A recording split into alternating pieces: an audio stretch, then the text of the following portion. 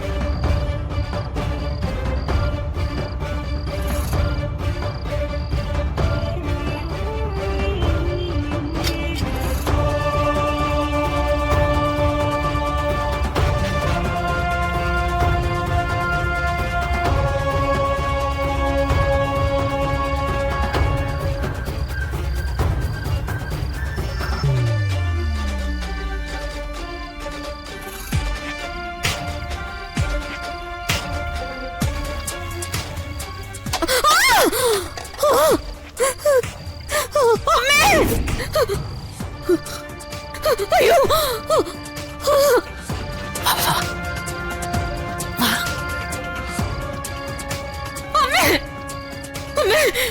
എന്താ എന്താ പത്മിനി? അയ്യോ, എന്തിനാ നീ പേടിക്കുന്നേ? അവിടെ അവിടെ പ്രിയങ്കയുടെ മുറിയില് എന്തൊക്കെയോ പ്രശ്നങ്ങളുണ്ട്. എന്താ എടുത്തി? എന്താ പത്മിനി, നീ കാര്യം എന്താന്ന് പറ. അയ്യോ, അതമ്മേ, ഞാൻ പ്രിയങ്കയുടെ ഡ്രസ്സൊക്കെ എടുത്തു വെക്കായിരുന്നു. പെട്ടെന്ന് ജനൽ കർട്ടൻ വല്ലാതെ ഇളകാൻ തുടങ്ങി. പുറത്തുനിന്ന് കാറ്റടിക്കായിരിക്കും ഞാൻ കരുതിയെ. കുറച്ചു കഴിഞ്ഞപ്പോ പ്രിയങ്കയുടെ ഫോട്ടോ ഇളകി താഴെ വീണ് പൊട്ടി. അയ്യോ, പിന്നെ ആരോ എടുത്തെറിഞ്ഞതുപോലെ ഒരു ടിന്നങ്ങ് വന്ന് വീണു. ഒക്കെ നിന്റെ തോന്നലായിരിക്കും. അല്ലമ്മേ, ഞാൻ ശരിക്കും കണ്ടതാ. ഞങ്ങള് പറഞ്ഞതല്ലേ എടുത്തി? നടന്നിരിക്കുന്നതേ ഒരു ദുർമരണ. അയ്യോ, പ്രിയങ്കയെ ഏറ്റവും കൂടുതൽ സ്നേഹിച്ച പ്രിയങ്കയുടെ മുത്തശ്ശിക്ക് എങ്ങനെയാ ഭ്രാന്ത് വന്നത്? അമ്മേ, അവളുടെ വീട്ടിലെ മന്ത്രവാദം വരെ നടക്കുന്നുണ്ടല്ലോ. അപ്പോ അത് ആത്മാവിനെ പേടിച്ചിട്ടല്ലേ? അമ്മയ്ക്ക് പ്രിയങ്കയോട് നല്ല അടുപ്പമായിരുന്നല്ലോ. ആഗ്രഹങ്ങൾ തീരാതെ മരിച്ചുപോയ പെൺകുട്ടിയാ പ്രിയങ്ക. അങ്ങനെയുള്ള ആത്മാക്കള് അലഞ്ഞു തിരിഞ്ഞു നടക്കുന്നുള്ളത് പണ്ടേ അമ്മയ്ക്ക് അറിയാവുന്ന കാര്യമല്ലേ? വിഷു, അമ്മയൊന്ന് സൂക്ഷിക്കണം. അതെ, അവൾ എന്തോ ചെറിയൊരു കാര്യം കണ്ട് പേടിച്ചുപോയി. അതിനെ ഉടനെ പ്രേതം, ഭൂതം, പിശാചെന്നൊക്കെ പറഞ്ഞ് പേടിപ്പിക്കാൻ നിൽക്കുകയാണോ രണ്ടുപേരും കൂടി? പത്മിനി, നീ ഇപ്പത് ചെയ്യാൻ നിക്കണ്ട. നാളെ പകല് നമുക്ക് നോക്കാം. എടത്തി, ഞങ്ങള് പറയാനുള്ളത് പറഞ്ഞു. ഇനി ഏട്ടത്തിയുടെ ഇഷ്ടം. അമ്മേ, മുത്തശ്ശി പറയുന്ന അത്ര നിസ്സാരമായിട്ട് ഈ കാര്യത്തിനെ കാണണ്ട. ദേ, ജീവിച്ചിരിക്കുന്ന മനുഷ്യരോട് കളിക്കുന്ന പോലെയല്ല ആത്മാക്കളോട് കളിക്കുന്നത്. ഓ, ഏതായാലും ഞങ്ങളുടെ മുറി കേറാതിരുന്നത് ഞങ്ങളുടെ ഭാഗ്യം. ചെറിയമ്മേ, വാ വാ. അവരൊരു കാരണം കിട്ടാൻ കാത്തിരിക്കുകയായിരുന്നു. നീ അത് കൃത്യമായിട്ട് കൊണ്ടുപോയി കൊടുക്കുകയും ചെയ്തു. പത്മിനി, അവര് പറഞ്ഞൊന്നും ഞാൻ പൂർണ്ണമായിട്ട് വിശ്വസിച്ചിട്ടില്ലമ്മേ. പക്ഷേ എന്തോ ഒരു പ്രശ്നമുണ്ടമ്മേ, അത് ഉറപ്പാ.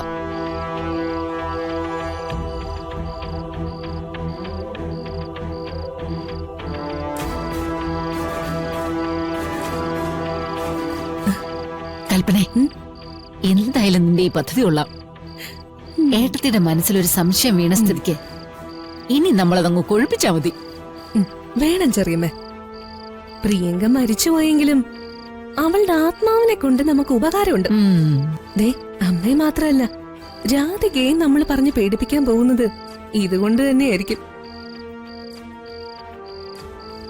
ആദ്യം പേടിക്കണം, പിന്നെ തളരണം, പിന്നെ പ്രിയങ്കയുടെ മുത്തശ്ശിക്ക് വന്നതുപോലെ ഭ്രാന്തി വരണം.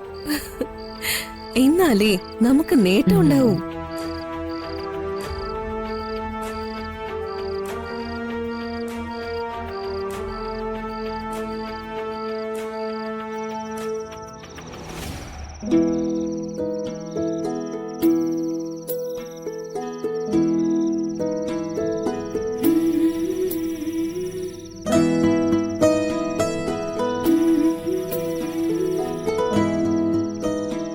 രാധിക ഈ ഫോട്ടോ കണ്ടിട്ടുണ്ട്.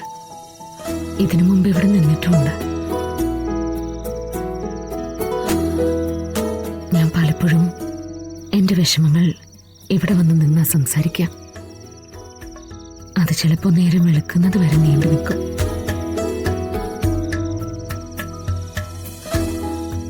ഇപ്പൊ ഞാൻ രാധികയെ കുറിച്ച് മാത്രമേ സംസാരിക്കാറുള്ളൂ. മോളുടെ ഭർത്താവിനെ അദ്ദേഹം ഒന്ന് കാണട്ടെ.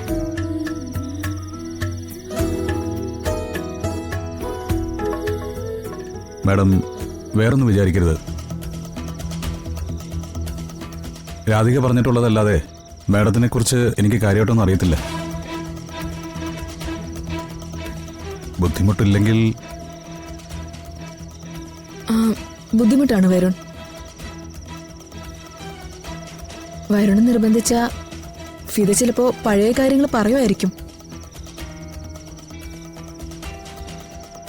പക്ഷേ പിന്നീട് കുറെ നേരം ഫിദ സാധാരണ രീതിയിലായിരിക്കില്ല. ഓ, അദ്ദേഹത്തിന്റെ മരണത്തോടെ ഫിദ ഒറ്റപ്പെട്ടു. അത്രയും വരുൺ മനസ്സിലാക്കിയാൽ മതി.